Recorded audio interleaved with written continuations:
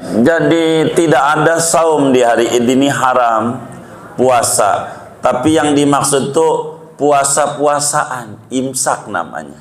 Bukan saum. Puasa-puasaan. Apa puasa-puasaan? Dari adzan subuh tuh, dari malam dah.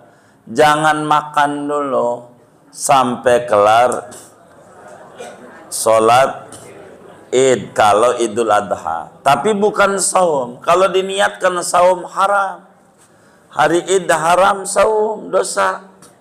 Itu bukan niat mau puasa, itu kayak dokter aja mau operasi. Ibu puasa ya, mananya jangan makan begitu. Jangan makan. Apa hikmahnya di Idul Adha itu jangan makan dulu sebelum sholat?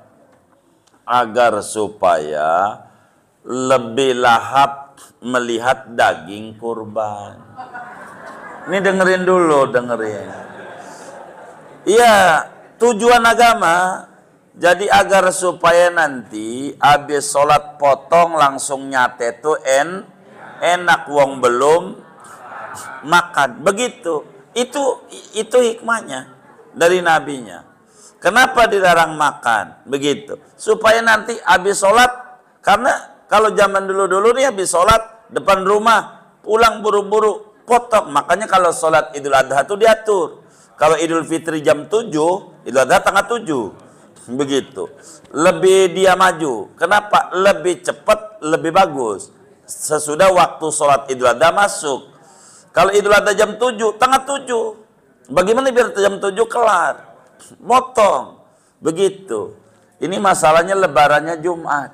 Motongnya Sabtu, kagak makan-makan tuh. Gitu kan. Apa besok? Begitu. Jadi enggak kayak begitu, enggak kayak begitu. Jadi saudara, kalau Idul Fitri ini artinya Idul Fitri. Orang Arab tuh yang namanya Aidil Fitri. Aid tuh balik lagi. Fitri itu makan pagi. Arti fitri itu makan pagi. Futur, sarapan. Balik lagi subuh-subuh makan nasi ud. Itu bahasa Arabnya Idul Fitri. Iya, betul. Gitu, biar paham. Fitri itu makan pagi. Begitu. Makan pagi artinya. Pagi-pagi makan, makanya sebelum sholat makan. Kalau Idul Fitri sebagai menunjukkan balik lagi makan. Begitu. Kalau kita mengikuti falsafah kembali kepada kesucian begitu. Ini baru dibikin mudik kalau macam itu bakal muncul yang kayak begitu. Begitu. Mudik begitu. Kayak begitu. Padahal tinggalnya di Maharta. Mau ke Roblong tuh bukan mudik. Mudik itu ke selatan, gitu. Hah? Ke selatan. Kalau ke Jawa tuh, kalau ke Jawa ngetan, gitu. Bukan mudik. Kalau ke Jawa tuh dari sini nih ke Jawa namanya ngetan. Kalau dari sini nih ke Sumatera namanya ngulon. Begitu. Gitu. Kalau dari sini ke utara namanya ngilir. Bener nggak?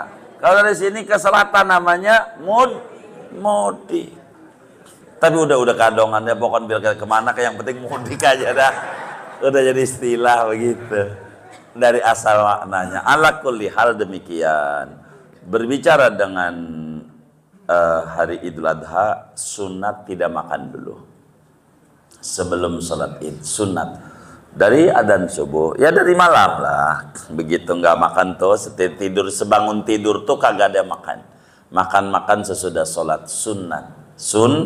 Sunat. Tapi tidak diniatkan puasa. Kalau niat puasa berdosa. Kurang lebih demikian. Allah a'lam. Iya baik. Iya Pak Jagadiran. Waalaikumsalam.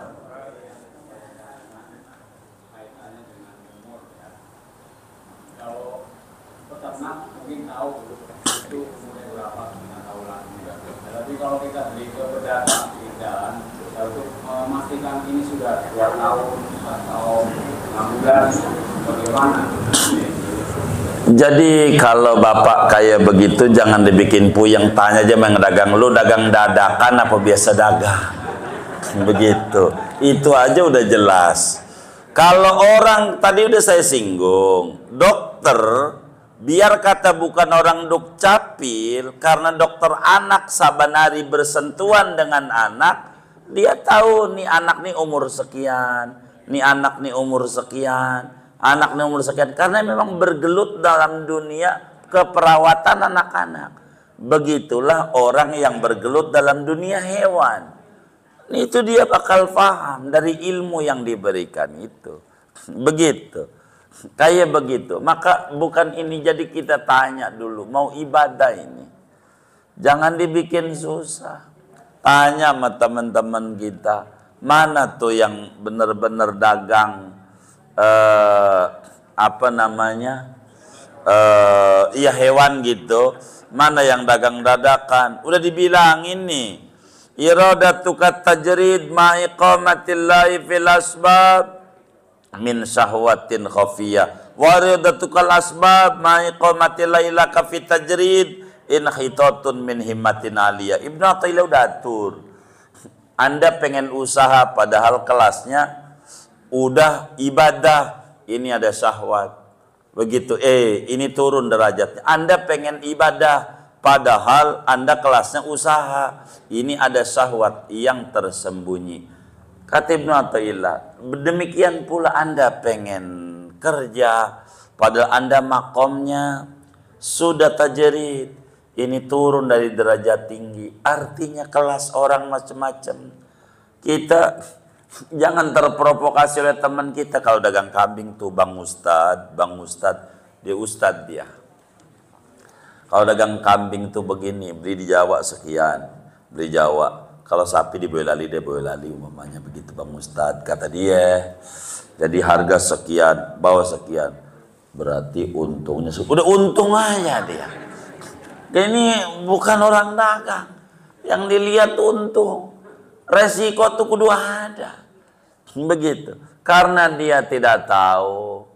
Begitu. Lalu kemudian dia beli, nggak tahu kambing umur berapa, dia kagak tahu tuh kambing dari Jawa sampai Jakarta, kan dirimu lu kagak duduk-duduk ya, kakinya kram, pegel, ada yang mati, tadi itu. Kalau orang dagang tuh kayak begitu, ujungnya dia dagang kambing, nggak ada yang beli. Mana murid-muridnya nggak beli, lu kagak sah jadi murid gua, kagak sah. Gara-gara kagak beli sama dia, ujungnya rugi, ya repot. Karena kita kagak ngerti. Kalau kagak ngerti mudah tuh banyak yang dagang yang ngerti. Begitu enaknya. Ala kulli hal maksud kita pada kehadiran yang mulia ini, tanyalah kalau yang dagang tuh tahu, dia dagang hewan kurban itu dia paham. Kalau dia pedagang, kecuali pedagang dadakan, itu emang dia tidak ngerti. Bang umur berapa? Begitu. Nah ini bagaimana ini? Itu begitu. Insya Allah lah, jangan dibikin susah, jangan. Jangan dibikin susah, jangan. Itu kayak begitu.